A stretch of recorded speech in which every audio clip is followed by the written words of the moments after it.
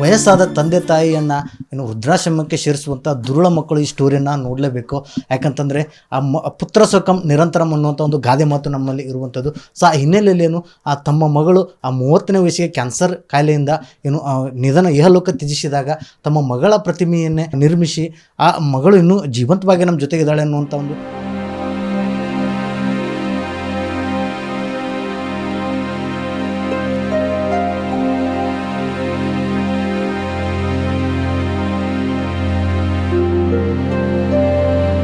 ಇವರೇ ಮೃತ ಕಾವ್ಯ ಅವರು.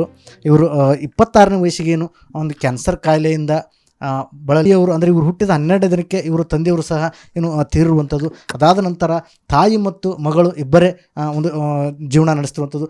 ಮಗಳ ಒಂದು BE ಇಂಜಿನಿಯರಿಂಗ್ ಸಹ ಮಾಡಿಕೊಂಡಿರ್ತಾರೆ. ಅದಾದ ನಂತರ ಕ್ಯಾನ್ಸರ್ ಕಾಯಿಲೆಯಿಂದ ಇವರು 30ನೇ ವಯಸ್ಸಿಗೆ ಇಹಲೋಕ ತ್ಯಜಿಸಿದ ನಂತರ ಇವರ ತಾಯಿಯವರು ಮಗಳು ಸದಾ ನನ್ನ ಜೊತೆ ಇರಲಿ ಅನ್ನುವಂಥ ಒಂದು ಉದ್ದೇಶದಿಂದ ಒಂದು ಸಿಲಿಕಾನ್ ಮೆಟೀರಿಯಲ್ಸಿಂದ ಪ್ರತಿಮೆಯನ್ನು ಮಾಡಿರುವಂಥದ್ದು.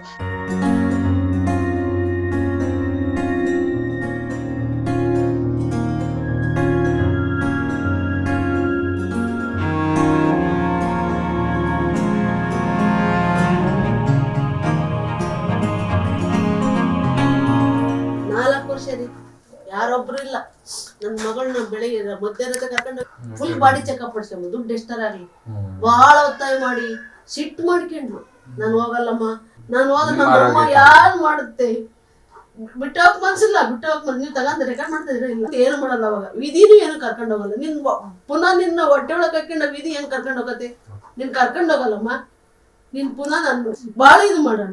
ಕಾಯಿಲೆ ಬಂದು ಇನ್ನೇನು ಒಂದು 5-6 ತಿಂಗಳು 6-7 ತಿಂಗಳು ಇದ್ದ ಸಾಯ ನಾನು ಹೆಂಗೂ ಹೋಗ್ತೀನಿ, ನಮ್ಮ ಅಮ್ಮಗೆ ಯಾಕೆ ನಾನು ಮಾಡಿ ಹೋಗ್ಬೇಕು ಅನ್ನೋ ಭಾವನೆ ಬರ್ತಿತ್ತು. ನಿಜ ಇವತ್ತು ಅಂತವೇ 2 ವರ್ಷ ಬೆಂಗಳೂರಲ್ಲಿ ಡ್ಯೂಟಿ ಮಾಡಿದ್ವಿ ಕಂಪ್ನಿ ಒಳಗೆ.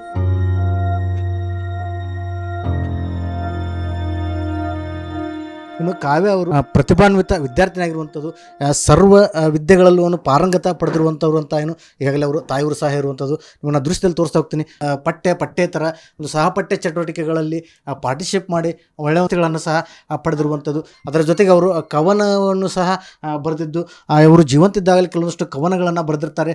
ಅದನ್ನು ಅವರ ತಾಯಿಯವರ ಕೈಯಲ್ಲಿ ನೀಡಿ ಇದನ್ನು ಒಂದು ಈ ಕಾವ್ಯ ಸಂಕಲನವನ್ನು ಬಿಡುಗಡೆ ಮಾಡಬೇಕಂತ ಸಹ ಅವ್ರ ತಾಯಿಗೆ ಹೇಳ್ತಾರೆ. ಆ ವಿಚಾರವಾಗಿ ಅವರ ತಾಯಿ ಕಮಲಮ್ಮನವರು ಕಾವ್ಯ ಕಣ್ಣಿಕೆ ಅನ್ನುವಂಥ ಒಂದು ಕವನ ಸಂಕಲನವನ್ನು ಸಹ ಬಿಡುಗಡೆ ಮಾಡಿರುವಂಥದ್ದು.